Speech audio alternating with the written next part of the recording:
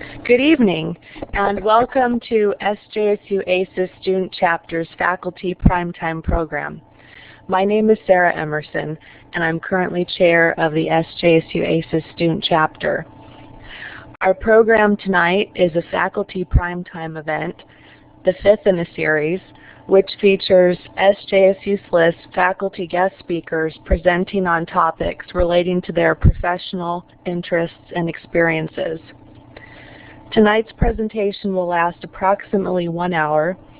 The speaker will take questions during the presentation, in addition to answering questions in a Q&A session after the presentation concludes.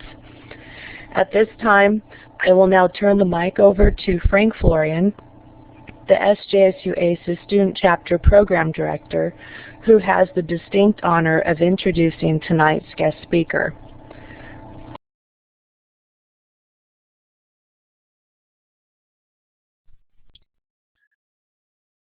Okay, thanks for that introduction, Sarah. Good evening, everyone, and welcome to tonight's professional speaker event. This evening, we are pleased to welcome John Horodyski, a member of the faculty here at SLIS who has been teaching a Library 284 seminar course in digital asset management for the past 7 years now. I'm going to go ahead and steal one of John's slides just to do the introduction here. So, John has extensive experience in the field of digital asset management. And since many of us might not have the opportunity to take his DAM course while we're in the program, I approached him about giving a talk for our student chapter to provide an overview of this growing field. I did have the privilege of taking this course from John a couple semesters back, and I highly recommend the course if you have some time before you graduate and are interested in this subject. John is the principal for DAM Education, which provides education for DAM, virtual support for DAM teams, and other DAM services. He provides strategic direction on DAM implementations, including metadata and taxonomy design for such Fortune 500 clients as Roche, Tyco, Kantar Video, the Ford Foundation, among many others. He has held senior business development and operational management positions within the social gaming and online gaming spaces, and was the Worldwide Studios digital asset manager for Electronic Arts. He was also manager of digital programming and product development and research at the CBC, the Canadian Broadcasting Corporation, for 1 year. He has published white papers and articles on DAM, digital media, and metadata, as well as presented papers at various conferences. John holds an MLIS, a Master's in Library and Information Science, as well as a Master in Archival Science from the University of British Columbia. I could probably go on about John's credentials, but I want to leave him some time to give his talk. So without further ado, please join me in giving a warm welcome and a virtual round of applause.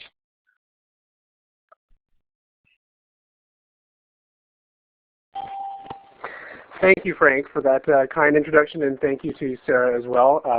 Good evening, everyone. I assume all of us are in the Pacific time zone, so I can say good evening and not good morning for potential visitors from the UK. But thank you very much for attending tonight's session. Just to make sure if everyone can hear me, if I can see a clap or some clapping from everyone, or smiley faces, either or. There you go. Perfect. So I am loud. I am Canadian. It is true. Frank forgot to omit that part, but yes, I am located in Vancouver, Canada. So yes, right now it is Go Canucks Go. For those of you who are cheering on the LA Kings, that's fine. I won't hold that against you, but it's a heated battle right now between the two of us. So tonight, as Frank and Sarah had so introduced, I'm going to give you a brief introduction to Boo Kings. Go Shelby! There you go.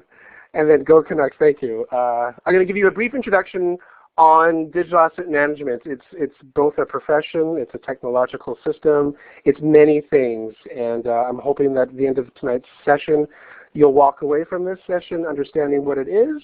If it's something for you, if it's perhaps something that you would like to explore and maybe take the course next year, or perhaps even just ping me afterwards. I'll leave a slide up with my email contact information, and you can certainly write to me afterwards if you have any more questions about digital asset management, the profession, job opportunities, and where it's going. So to advance to the next slide, that is the bio we went through. That's a happy picture of me. So tonight's agenda. We're just going to go through a few things here. We're going to talk a little bit about what is digital asset management, how did DAM come to be, why is DAM needed, who is doing DAM, and then where is DAM going. As Frank and Sarah have pointed out earlier on, if anyone would like to ask a question, or if you have a quick thought during the presentation, by all means, I don't mind you interrupting. I guess my only thing would be, I just want to make sure I can notify you, or I can watch the notifications to know if someone does have a question. So if you do have a quick little question or comment, by all means, raise your hand or clap or smile or one of those little iconic gestures, and I'll stop the session and we can talk about it from there on. Okay, so to move on, formally, what is digital asset management? One of the better descriptions that I can get for DAM is that it's the business process of managing digital multimedia assets all through from ingestion, cataloging, storage, retrieval, security, and distribution to serve access to those digital assets for strategic use, reuse, and future access as directed by the business. It's not necessarily, are the screens supposed to be changing? I think it did. We're on slide what is DAM. Does everyone see that one? No. No. I'm on slide 6. It's okay, Joy. You can yell. We know each other. Frank, did I do something wrong? It just says DAM 101 presentation. Oh, hey, Rick. How are you? Did I not change it overly properly? What do you see now? The same. Oh. Same screen. Hey, John. I just jumped in with my mic too.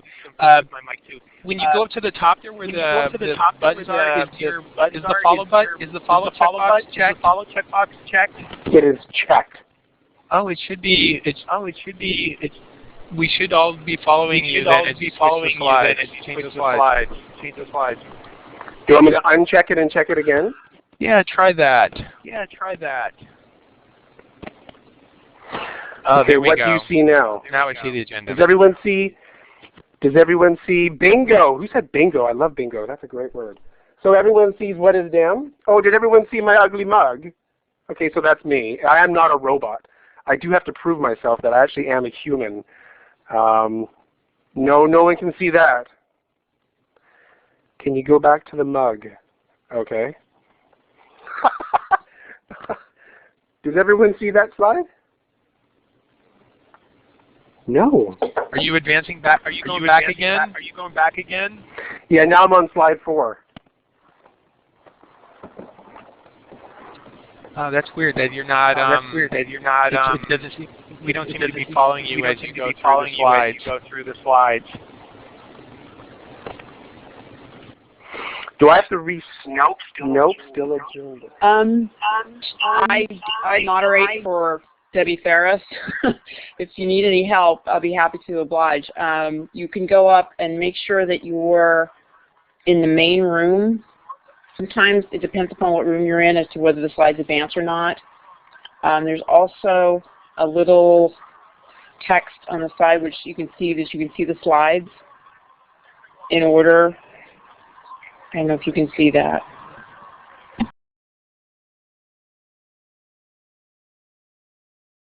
Someone wrote there is some serious network latency. I wonder, I'm getting echo delays on some of the audio as well. So maybe there is a latency issue. No, that's because it's a multi-mic. Whenever 2 or 3 people are using the mic at the same time, that's the reason why you have the echo.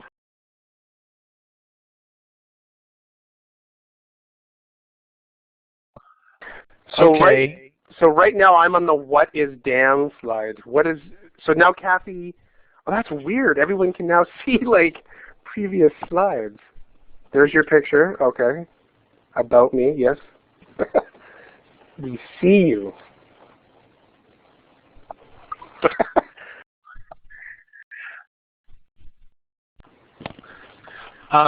Hey John, try I don't know who that was speaking, who had the moderator, but try that pull-down menu and pick a slide from that, and let's see if we follow you, because that'll put you in the main room, and then maybe go to whichever slide you want us to be on from that pull-down menu.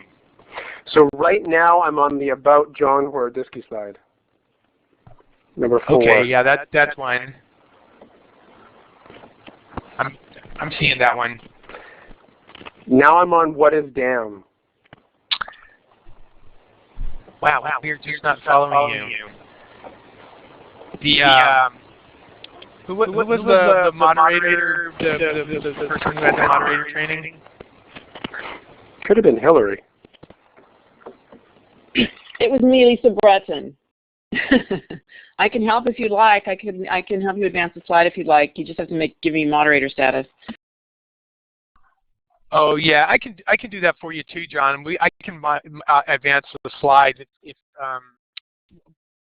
since we don't seem to be following you. Why don't we just do that? I'll go ahead.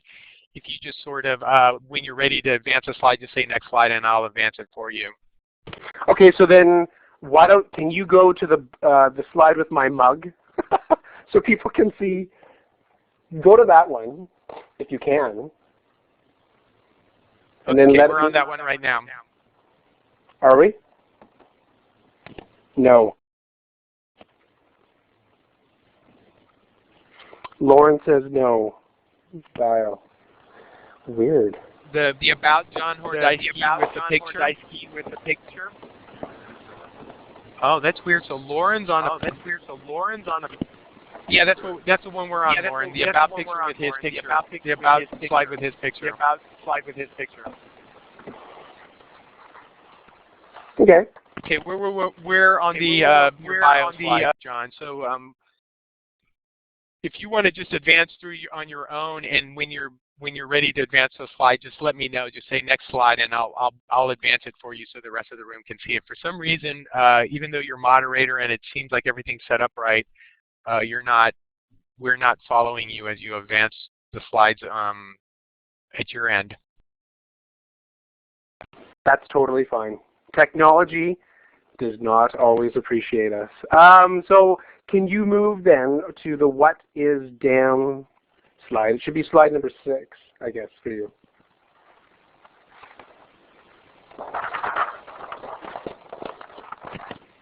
All set? So everyone can now see What is Damn? Perfect. Yes, yes, yes. Joy's happy still. Everyone's good. Okay, good. Patricia's happy. Okay. Well, I apologize for that little technical glitch. That's what happens. Life is good. You keep on rolling. What is damn? So I'll repeat this part again. The definition that I've created and have used for years in trading and consulting is that digital asset management is the business process of managing digital multimedia assets all the way from ingestion through cataloging, storage, retrieval, security, and distribution to serve access to those digital assets for strategic use, reuse, and future access as directed by the business. Digital asset management is not a stationary database of images that sit there. They're wanting to be used. They're needed to be used in many different ways, and you need a centralized repository of these assets to help the business with their business goals, whether it's for workflow, whether it's for digital repurposing. You need a place to put these assets to have people use and reuse them. In a DAM, you would see things like digital photographs, animations, videos, graphics, potentially music or audio files like sound effects. You would even get things like 3D models or CAD drawing designs. And you also will get documents. It's not a document management system. It is a digital asset management system. And for those of you who have taken my course or have done any reading on it, you'll get lots of acronyms like MAM, DAM, there's WAM, we all love WAM, and there's WCM. There's lots of acronyms to use. What separates DAM from the rest of them is that DAM is purely based for the digital multimedia assets, dynamic assets, that need to be used and reused by the business in different ways. So Frank, if you can advance to the next slide. It should be the slide, it'll be number 7. Done. There you go. So this slide here is the major components of digital asset management make up the following things. Things like metadata, taxonomy, workflow, preservation, usability, distribution, data security, scalability, and flexibility. These are some of the big components that when you're implementing a digital asset management system, these are the major considerations that the business will have to go through and have to work through to work in that system. I know there are courses at SLIS right now where you can take on metadata or vocabulary control. I highly recommend those.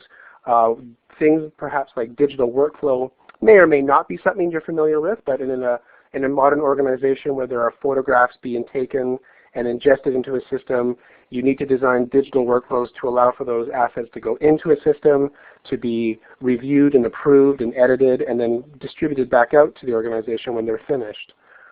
Things like digital security, data security, where there are rights management issues for the digital photographs, whether it's the creator's name, the usage rights on what you are allowed and not allowed to do with an asset are very important within a DAM. And then as well as potential issues of preservation, where you digitally need to keep assets for long-term needs. And what are the parameters around keeping those assets inside of a system, whether it's version control or the usability behind accessing those assets as you go forward. Frank, if you could move to the next slide. It seems so very formal to ask these questions or to make these requests. This is the one with the penguins. God bless penguins, they're beautiful. One of the most fundamental things that comes out of DAM, though, is still the ability to organize. And I know all of you who are in the program right now at SLIS, there are many things we hear, whether you're on the library side or the archival side. It comes down to many issues, whether it's access or other, but one of the fundamental principles is, where is Waldo? He's in there somewhere, is organization. Whether you are a small museum in Santa Barbara, a large university archive in Chicago, or a multinational agency based in Berlin, you've got a lot of information, there are a lot of assets. The ability to organize is what's going to separate you from the rest. And the ability to organize in such a way that people can find things through good metadata, through an efficient taxonomy and search, will make you a success going forward. And I like to keep this slide there because I always like to remind ourselves that we, as librarians and archivists, we're the ones that know how to do this more than anyone else. A lot of IT people think they can. A lot of other individuals within marketing groups think they can do it, but it's truly librarians and archivists who have this wonderful skill set that we truly know how to organize and provide best access for everyone. May I make the request to advance the slide again, Frank? Sorry. Sorry. So this is another one called What is DAM? I put these two questions up here just to consider some of the advantages of digital asset management. The first one is, how can the use of computer software and or hardware systems aid in the downloading, renaming, backing up, rating, archiving, or even optimizing and distributing digital files? Well, these are questions that a lot of organizations are asking themselves, and when they ask these questions, they really don't know who to turn to. And digital asset management as a tool and as a practice, but as well as digital asset managers doing that, they're the ones that can help solve these solutions. And similarly with the second question, how do professionals manage the massive influx of digital content in all others, whether it's private or public, as well as user-generated content for things such as YouTube and Facebook?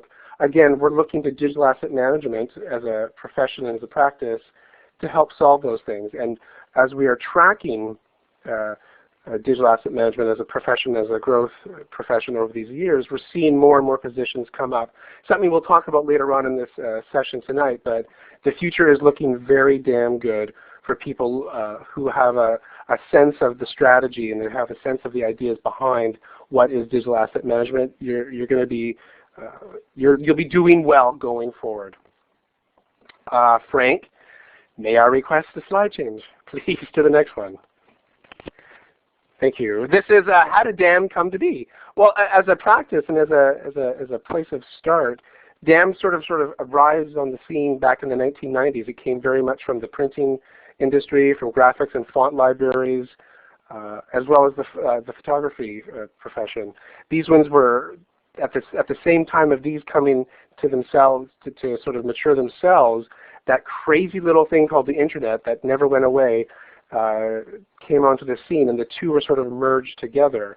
Very similarly, in the 1990s, content management or web content management was born, and that was really focusing on other types of assets. It was the ability to take text and or pictures and put them onto to the websites at specific times with specific business logic behind it. But a lot of other stuff was being missed out, and that was images and graphics, video libraries, marketing collateral like brochures or presentations. They didn't really fit in the content management space. And there was a need for solutions for these corporate libraries and for corporations to put these places in, to put these assets in a central repository so that they can be used and that they can start to be leveraged in good ways for marketing campaigns, for any sort of marketing or operational activity. And that's where DAM began. Frank, may I request another slide change, please? It's a similar one called How Did DAM Come to Be? Perfect. So while DAM still maintains a very rich legacy with the print industries, especially based out of Europe, there's a lot of these in the Netherlands, in the UK, and in Germany. We still go back to them, and we are still very close to that print industry. But what we've seen over the last 15, 17 years is a tremendous use of DAM in media and entertainment, with the use of video now being almost more common than text. A lot of these organizations turn to DAM to help them solve their problems of thousands of videos and millions of images, where to put them and how to use them. What I wanted to sort of elaborate here for you is that a typical DAM could serve three sort of large areas.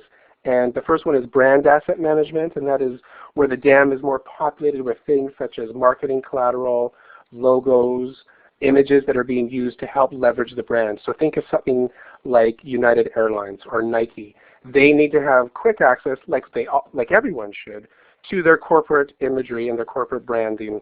They need to know where's that logo for this line, for this product, for this market. They need that central repository to serve those brand needs at a very easy way to do so.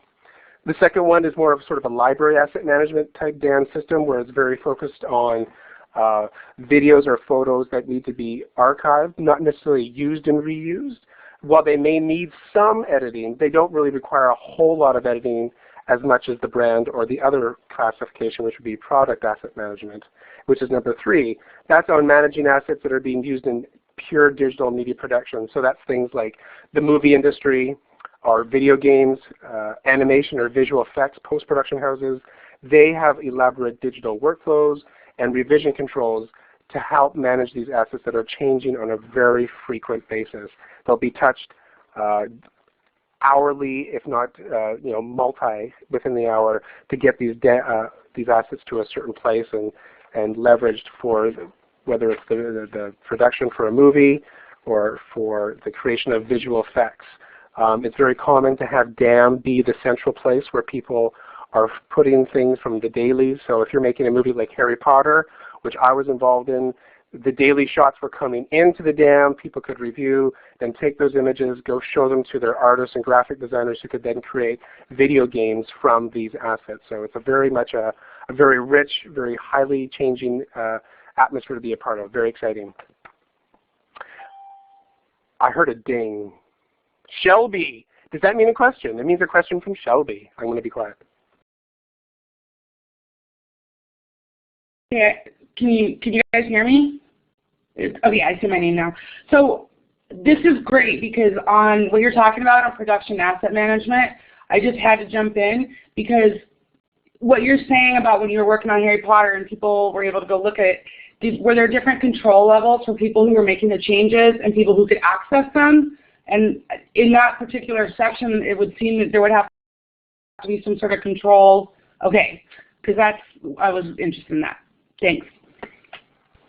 Yes, absolutely. And one of the ooh, There's some feedback on that one. Oh, the feedback left. I guess that's a good thing. I don't know what the feedback was.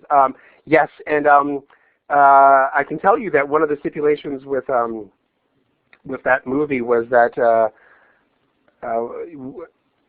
oh, it was your mic. Oh, sorry. That's okay. Oh, is that what it is? Oh, I lost my thought. Oh, one of the stipulations for doing the Harry Potter movie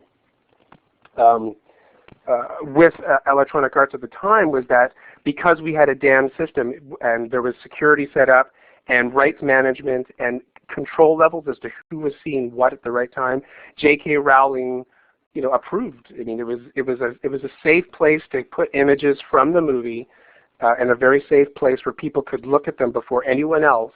And not everyone inside the company was even able to look at these assets. It was only a few people. It was the art director and her team to look at them and go, okay, we're seeing the cloaks. It's these purple and golds. We can make some ideas based on this. So yeah, it's great to see DAM being used in such a way where it's that trusted repository. And one of the things I do in my course is we talk about trust, and that's a very big concept for archival studies.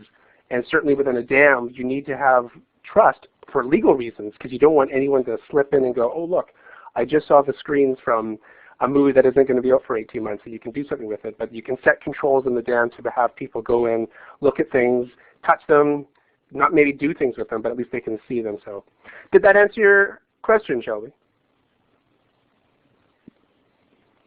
Smiley face? Oh, Patricia has. Hey, I'm going to pass it over to Pat. Actually, I had a comment on the brand asset management, which occurred to me as you were talking, John. The problem with large corporations is everybody tends to often do their own thing, which they should not be doing, or using collateral, which they should not use. There's always a big danger of that. DAM, because it has those controls, avoids that. It prevents that. So that was just a comment to add, actually. I wanted to add to it. That was good. That was very good. Did anyone else have any similar sort of feedback like Patricia had? Because that's true. In a large organization or even a small organization, you could have one department going off in another direction while product management is ahead, hey, we're doing this. And you do need that level of control. Rick has a question. I know, Rick. Here we go. Yeah, I just wanted to second that opinion, because I used to work in corporate marketing and graphic design and creative services for a large corporation, and people were definitely doing their own thing. A lot of it was because the company was growing really fast, and we just didn't have enough time or resources to support everybody, and they just needed to get more done than we could handle. So there were a lot of quote-unquote cowboys, and when we did get a brand asset management system, we did use it to not only to lock down the brand assets, but to make sure everybody had access to them, and actually to make sure everybody was using them to the point where we required them to have access to them. So in addition to locking things down, it was also sort of a way to get cadence around, say, like a corporate rebrand.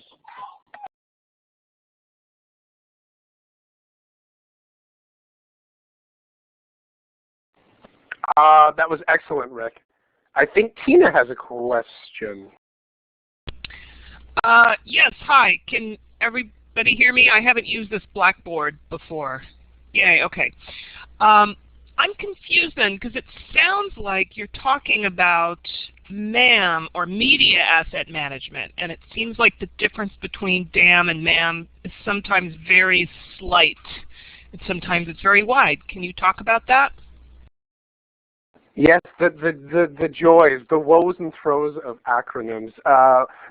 One of the easiest way to separate MAM from DAM is that MAM involves a lot of video editing capabilities behind the scenes, in the sense that there are Avid suites behind the DAM, or the MAM, that help you take and do video cutting and all that.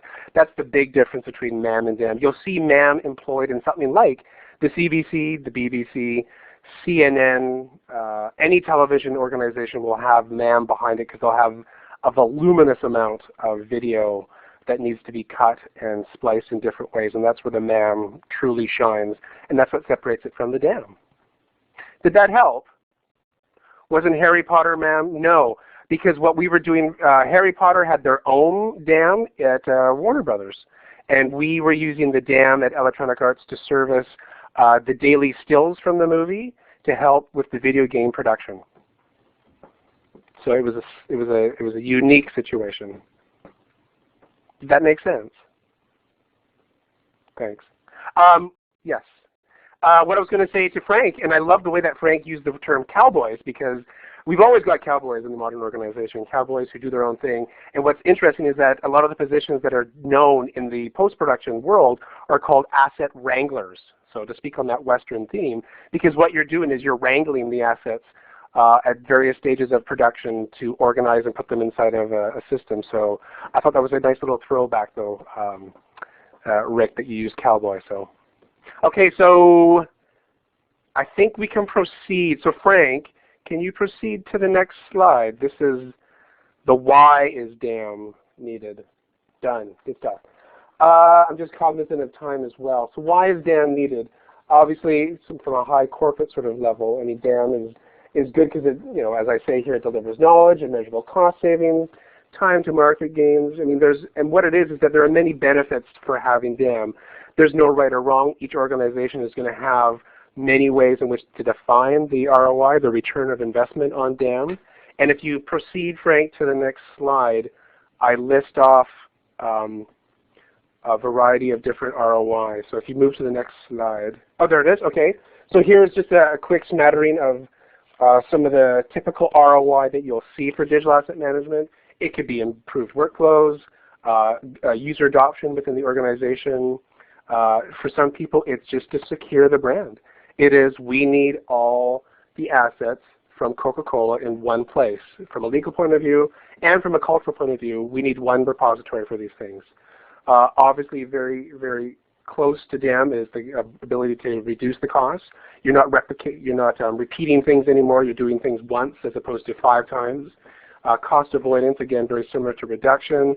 Revenue generation, by putting all assets into one place, you can reuse those assets in new ways that you never thought of before and actually make money for some organizations by taking those assets and reusing them in different ways, whether it's on a TV show or in new marketing campaigns. You can reuse the assets you had.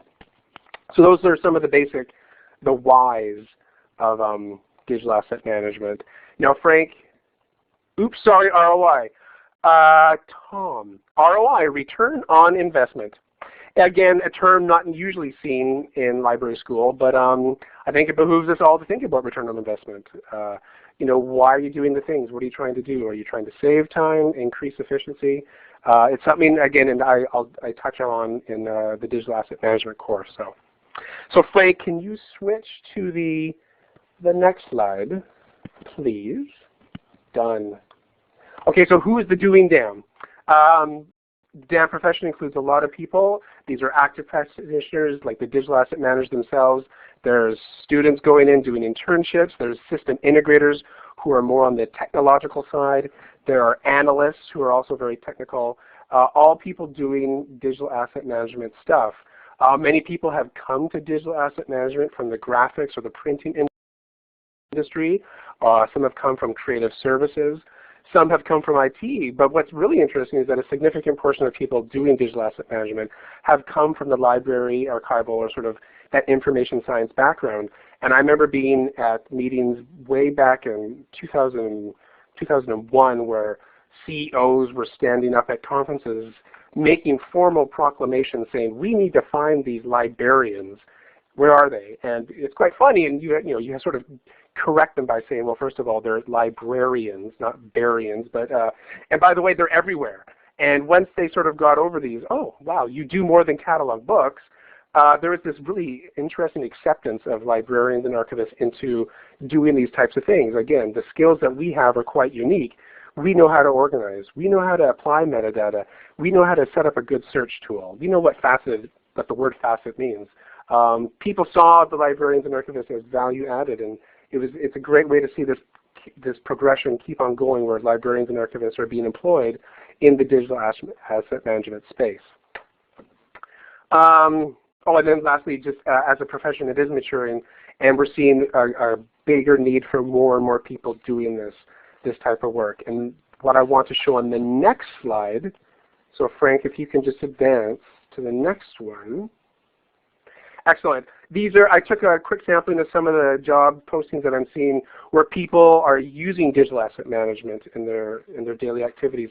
Obviously, positions like digital asset manager, digital archivist, metadata architect are quite common. It's a pretty one-to-one relationship. But people who are doing things like marketing communications, director of digital media, print managers, social media editors are using digital asset management tools, and they're not always able to be found. When people are hiring for these positions, I get called all the time saying, can you help me find one of these people? I mean, where are they? And it's still a learning curve for some, but people are beginning to turn to library schools and realize that these are the ones they're looking for who can do some of this stuff. Now, obviously, not out of school, you're going to be able to get to do everything, but the skills that you can use and leverage from your vocabulary design classes to the DAM class to any sort of other sort of digital savvy classes can be used to help you to further yourself within the digital asset management field. Any questions on that one there before I proceed to the next one? Silence. I'll take that as a good thing. Or okay. So Frank. Oh, a ding. Frank. Okay, Frank. Yeah, I was kind of saving this question up for the end, but I thought I'd just jump in now since this seems like maybe an appropriate place. You know, all of us here, where many of us aspire to work in libraries or library-type organizations, I guess my question basically is DAM relevant in library settings? You know, that slide you had a couple slides back about the different purposes of DAM, and there was production asset management, and then there was library asset management, which is kind of the difference between static and dynamic sort of collections. So I'll just leave it at that. Like, how is DAM relevant in libraries where often the collections tend to be more static in nature? Well, I'd love to throw that question back to the participants in this session and see what they think. Obviously, 7 years ago when Dr. Ken Haycock, who was the director of SLIS at the time, he approached me and said, you know, what you're doing is so exciting. It's very much taking AACR2, God bless it, but throwing it on its head and doing some interesting dynamic stuff. And I can tell you that in 2012, we have SLIS doing a program in digital asset management. Columbia University offers a course. There's a Masters of Digital Asset Management out of the UK. It is growing that the library schools do find some quote-unquote relevance for this within the program, even though it's very, it turns things on its head a little bit. But I would just say to those participating in the session today, I think it does have some relevance. It takes the skills that we have and just it makes it it just changes it a little bit. So now I see a ding and a ding from two people, so I'm going to stop talking.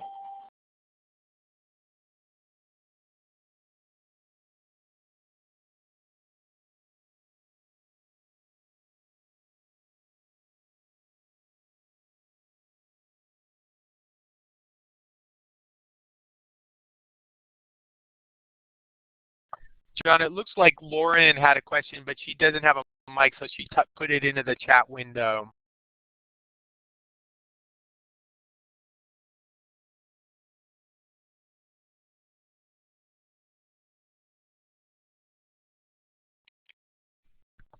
Hi, John.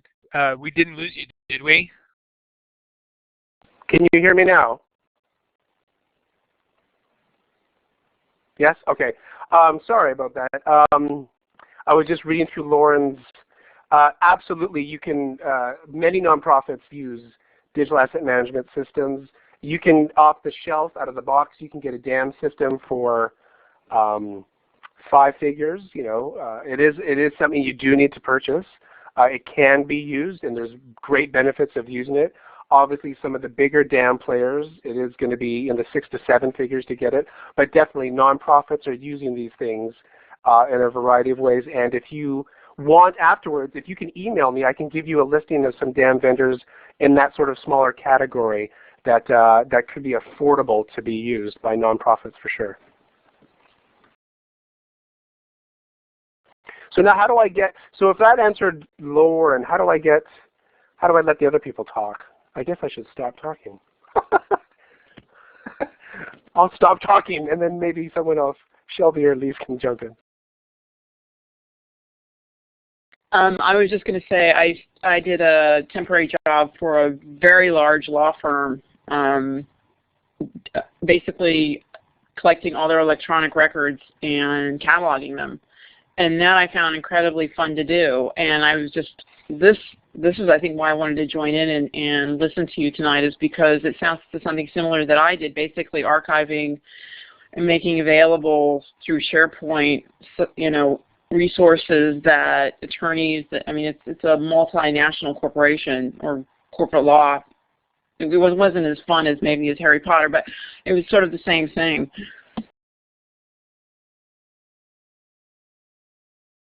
It doesn't matter. Yeah, Harry Potter is Harry Potter, but for each organization, it's going to be value added, right? I mean, each organization knows what their assets are and the value of those assets.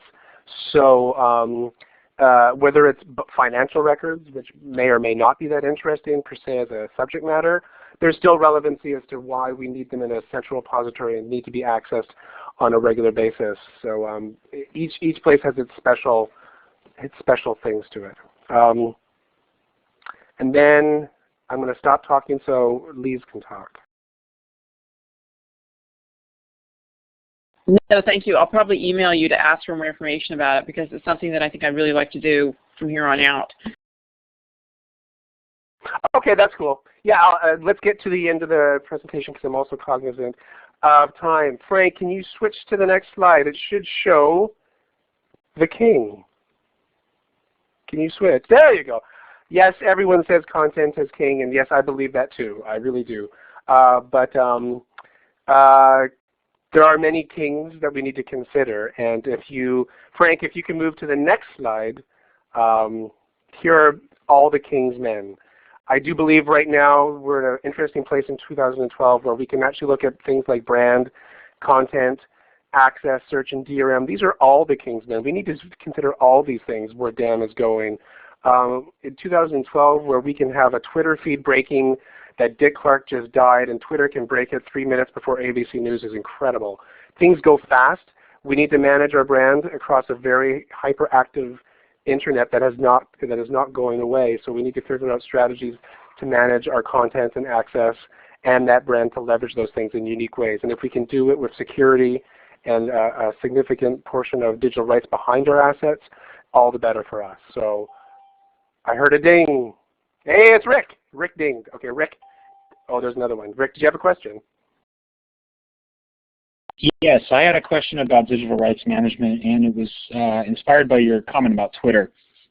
And just noting how quickly information spreads on Twitter and thinking about how quickly a leaked asset could spread across the internet, I'm wondering if there's anything going on in this space around not only locking up the asset, but any kind of tracking mechanisms that could be used in it from a DRM perspective as well. Excellent question. Oh, there was another. So Shelby wants to have, Shelby, let me answer Rick's one quickly.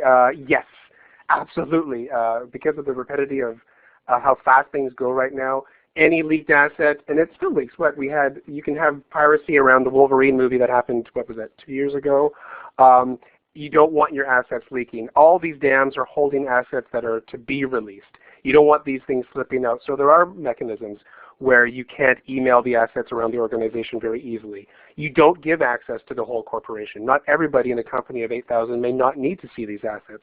So there are different types of controls you can put inside the system, and then there are watermarking technologies and other sort of digital printing technologies that you can put things on the assets if you're really that serious about them so they can't go out, whether it's a watermark or some other type of an imagery on top of the image so people can't see these things. It's a very common practice to be seen. to preserve the identity and to keep the brand secure. Ding. Well, I think Shelby would ding first. So I have to go to Shelby, I think. And then you, Rick.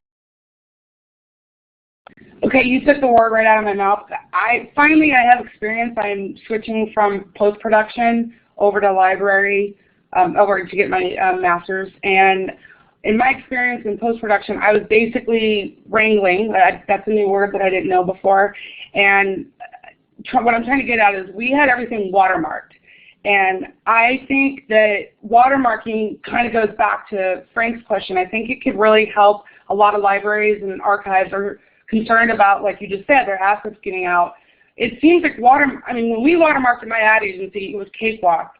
Is that an expensive, I just didn't know, I never really understood if there was a lot of cost behind watermarking, or is it cost because there's time to watermark it and then take it off and make sure that it's watermarked correctly so that it gets to the right person, if I'm making sense. Okay, I'm going to unclick.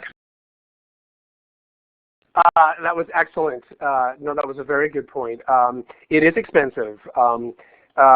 It's not cheap technology to watermark assets. It is a cost, and it's a decision that has to be made by the organization to say, can we afford to do this? Yes or no. If this leaked, what would happen? Now, obviously, if you take a show like Lost, remember Lost? Some things you do not want to expose. But if some other images got out, probably not a big deal.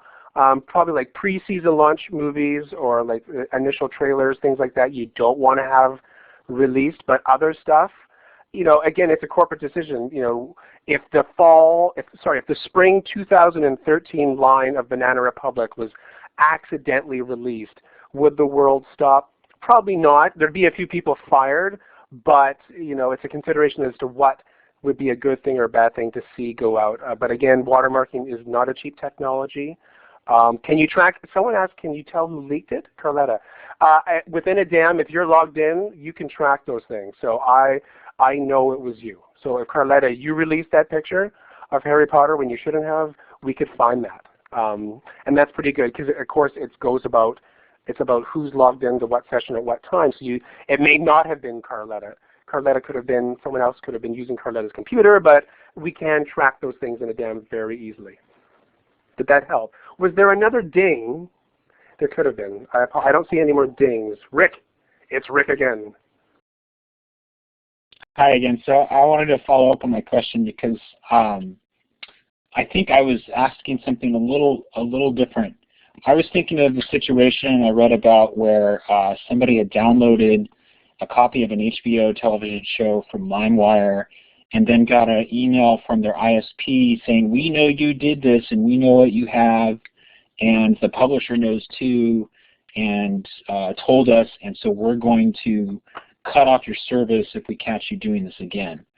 So that made me wonder if companies, as part of their DAM or as a separate effort, are actually embedding code or metadata into their assets that allows them to track how they're being used even outside the DAM itself. I know Sony was trying to do stuff like this with CDs and was threatened with a lawsuit, but it sounds like, at least for some media forms, it might be happening. Okay, totally understand your question now. Yes, the answer is there are companies out there. There's a few good ones in the USA right now who do this sort of piracy tracking, and they have, again, these are not cheap. They're very expensive, but if you are NBC, ABC, HBO, Showtime, AMC, there are ways to track your assets and your videos and where they're coming from. So on a daily basis, weekly basis, you can print reports, and reports can come back to the organization saying, did you realize that your video somehow has now been shipped to Brazil, and there's they can do this through ISP tracking. They can actually track who's watching these things and where, and you can, I don't know, there is some legal ramifications around this. Oh, totally, it raises privacy issues. It's crazy, but they can track and say, hey, I just saw you download that episode of the C Word, and you're not supposed to. So it's crazy, but it can be done like, hello, you're spying on me. Yes, they can do that. They can spy on you. Sometimes they're most often separate initiatives from the dam itself. When I was at the CBC and I was working with the BBC and with Showtime, there are separate units within those organizations that deal with nothing but digital rights and piracy and that tracking initiative. So very, if you're interested in this, I think it's a growth industry. I think there are many, and it all goes back to metadata and taxonomy, but definitely metadata. So if this interests you, ping me afterwards and we can keep on talking. Lauren had a question. Would you or the distributor of the media be in the wrong? I bet.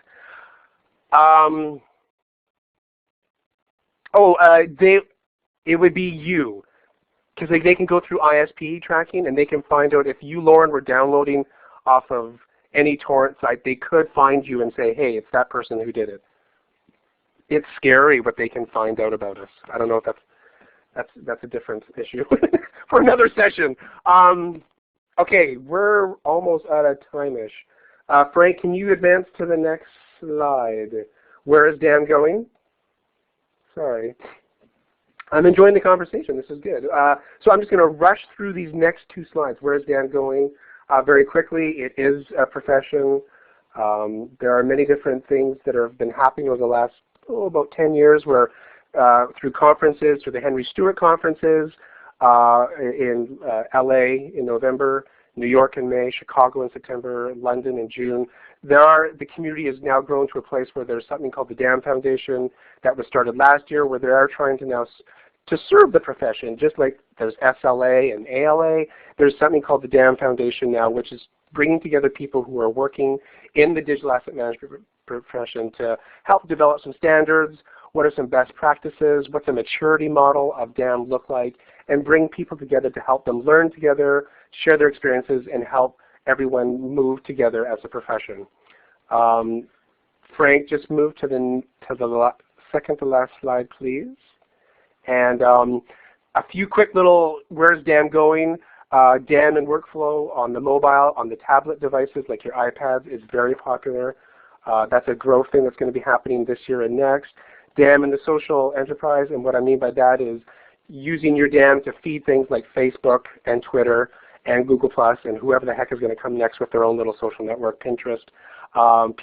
Brands are now saying, oh, if we have all our assets in one place, we can help feed and get Facebook pages created faster and other stuff by using the DAM to feed all the good assets.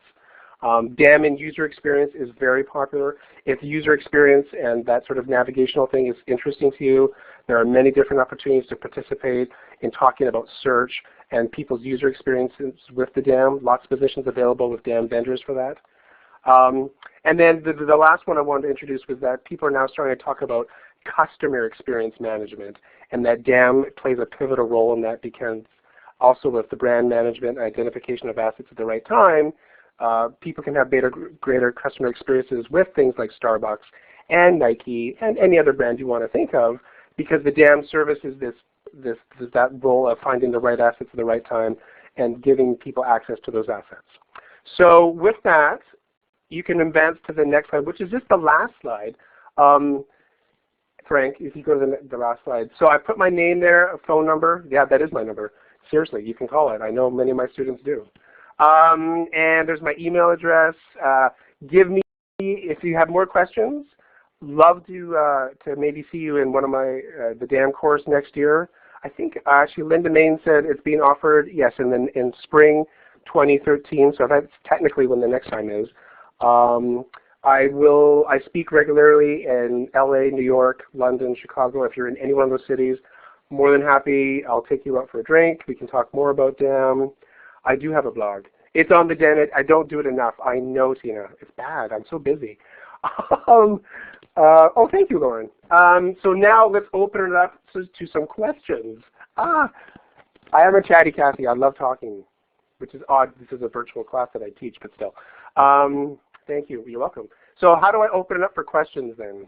I guess I just stop talking? I'll stop talking and someone will ding. Who wants to ding in? Let me know when you're in LA. I'm in LA. Oh, I will. Hey, I'll jump in real quick here, John. Yeah, we're almost at 7, but we can keep the room. I mean, the room doesn't shut down, so if you're willing to stick around and take questions, if there's questions, I'm willing to stick around and keep the session going as long as folks want to answer questions. So it sounds like John's still willing to take questions, and I'll get off the mic. And if you have a question, you can either just grab the mic or raise your hand. Thanks, Frank. The class is offered again. I was told it'll be offered again in spring 2013. So basically, January 2013, it'll be offered again. There was a rumor it would be offered in the summer, but I believe for whatever reasons it wasn't offered. Ellie had a question. Could you quickly talk about one? Boo. Derek, you're in the class. What are you? You're already taking my class. What are you talking about? Oh, Ellie, could you quickly talk about what can one expect? Okay, from my class, the DAM class, you're going to have a lot of fun. You're going to read a lot, lots of assignments. No, basically it's step-by-step process on what is digital asset management. That slide that was earlier on where it had those different words on it, like metadata, taxonomy, project management, those are the big themes that you'll see introduced in the class. You'll get to do some interesting assignments with Flickr, some video libraries. I try and make it as interesting as possible to sort of get you to play with some technology. There's a DAM system that you can use during the class where I give you access. You can upload photos and videos. You can do some metadata tagging. I like to get everyone's hands dirty as much as possible. Was that helpful? It's a damn good class. Oh, thank you. You took it, you know. There was a ding. There was a question in a ding. Who had the ding? Tina had a ding. I'm going to stop for a second. Hi. My question is about how important it is to have a programming background. I come from an animation background, and I've approached DAM from that aspect. But it seems when I look at some of the job positions, they're looking for somebody who can actually program it. Do you think that's super necessary in this job market? Good question. Great question. The answer, no. Well, there you go. Patricia answered, not needed from the front end. There are those positions out there, and sure, those roles are available, but to do, when you're doing digital asset management, you have those people on your team, whether it's through the integrator itself or someone on the IT team who will do that, but to actively do DAM, no. It would be helpful if you knew things like maybe XML or XMP. That's always good, and I think maybe some of the courses at SLIS offer that. But no, you do not need to walk out of the door with C++, JavaScript, Flash programming. That's not what you need. Again, those people are going to will be serving you from the IT team. They can do that. You don't need to have that coding background. Again, it's good to know that these things exist, and if someone says, hey, can this API connect with that? If you know what that means, you're ahead of the curve. If you go, what's an API? I would go look up API. Like that would be good to have that technical savviness with you. So, but no programming. Although I wish I could do Flash programming. Okay, I thought I saw another question. There's always Wikipedia. It's true. It's true. And then like today, what I wanted to, I forgot to mention this earlier on, but I had a contact today from Sachi, who quickly emailed me and said, I need a DAM person like tomorrow. Can you, like, do you know anyone to do DAM?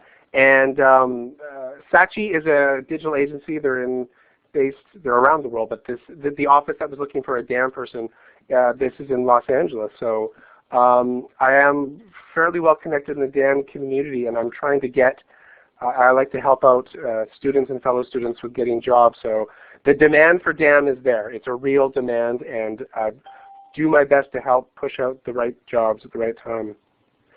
I heard a ding. Shelby ding. Carletta, yes. Interns available. As much as I can get you internships, yes, many places will accept internships. But I'm going to stop so Shelby can talk. It goes along with what you're saying about that there's a need for people who do DAM. I guess my question is if you have the MLIS, can you point out, hey, I took a DAM class or I took a metadata class?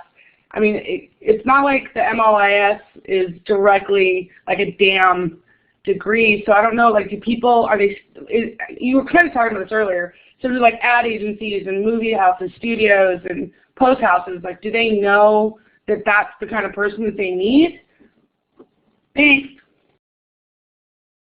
That's a great question. As I was saying earlier on, there is this, over the last 10 years when those CEOs were standing up in the boardrooms, and I was at one of those meetings where he said, we need a librarian. What do you think they are? And I'm like, well, first of all, I'm one. It's a librarian. There was a time where they didn't know where to get these people, but they are now seeing where they are, and they know they're coming from library schools. Because again, when you look at some of these job descriptions and they're saying who can tag and who can design metadata, well, who else? But I mean, librarians and archivists. I mean, we've been doing that for what, thousands of years. We're the ones that created why books are organized the way they are. Well, we're not talking about books. We just happen to be talking about 3D models of cars for Ford Motor Company. Different assets, but the same skills are needed to be applied. So they are seeing the value of going after librarians and archivists, and definitely SLIS has an advantage because I'm teaching the course there. Columbia in New York also offers a course on DAM, so there are places they know where to go, and it is about, the world is small and connected at the right time in the right place. So it's a positive looking future for you. We index, we do. We certainly do. And the other questions. I heard a ding. Oh, here we go. Sorry, there's a cockatoo in the background, so if there's here's some screaming, it's not human. I just wanted to know, I saw the DAM Foundation. Would it be helpful to join that just to stay up on things? Absolutely. I'm one of the founding members. David Lipsey, Mark Davey, and myself started this up. So yes, it would be good. What we're going to be offering is there'll be training events and like DAM meetups. I'm not too sure where you're located, but we're trying to get things like DC, Los Angeles, San Francisco, Seattle, pockets where a lot of people are. Oh, you're in San Diego? Oof. Well, you never know. I mean, I'd like to see if we can pull together a dozen people from San Diego. There's lots of animation shops there. There's lots of places there that we could pull a DAM meetup and get some people together and start talking and sharing together. So yeah, I would recommend the DAM Foundation for sure. Lise, you're in San Diego. So am I. Say, we have 2 people from San Diego. The DAM people are everywhere. You have to find them. They'll come out though. Any other questions? Sorry. I keep on talking. No?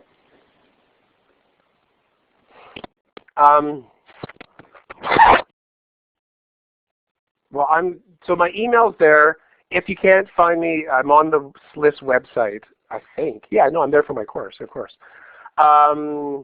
Feel free to reach out. I can answer any questions. Take the DAM course if you can next year. If you can't, that's fine. But I'm more than happy to answer any emails or any other questions you may have about digital asset management class. Rick, great class. I hope so. I hope you liked it. Yeah. Oh, thank you, Tina. It's good stuff. There's lots of good stuff. And again, I'm very serious. If you ping me and say, hey, are you in my town? And I'm training or teaching or something. Usually it's LA, New York, San Fran. Those are the big ones I go to in North America. But if you can ping in advance, I'll take you out for a drink and we can talk down. So there we go. So I don't know what to do now, Frank and Sarah. Do I stop? I'm not sure. I graduate December. Maybe I can take an extension. Oh, I don't know. Je ne sais pas. I don't know. Can you do that? Oh, you're going to make some closing comments? Okay, I'll shut up. Sorry.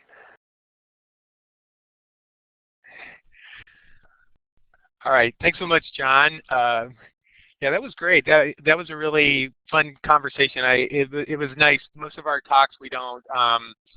It's not quite so conversational during the presentation. I'm glad you were open to that, and it seems like folks were really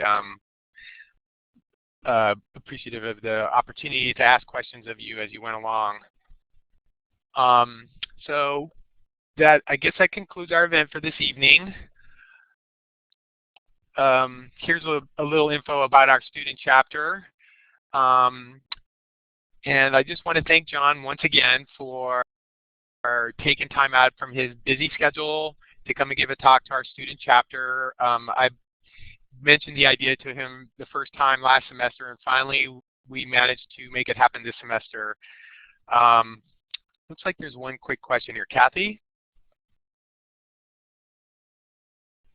Okay, maybe Kathy didn't have a question. Sometimes people accidentally hit the hand-raising button. So I'm going to go ahead and pass it off to Sarah. I do want to mention that we have another speaker event next week. Virginia Tucker is going to give a talk about searching, becoming an expert searcher. I think she's going to talk a little bit about what she's doing for her PhD research. There should have been an announcement that went out about that today on SLIS admin. So please join us for that next week as well. And I'm going to go ahead and pass it off to Sarah now to make any closing comments.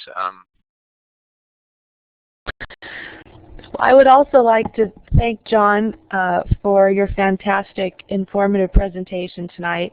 I certainly enjoyed it, and I know that the student chapter is grateful that you shared your knowledge with us this evening. I'd also like to thank Frank for organizing and moderating this program. Like Frank said, for those attending who are interested in becoming involved with SJSU ASIS, our web links are provided on the slide that you see. We also have a business meeting coming up on Wednesday, May 2nd at 6 p.m. So again, thank you to everyone for attending this program, and I hope you have a good evening. Good night.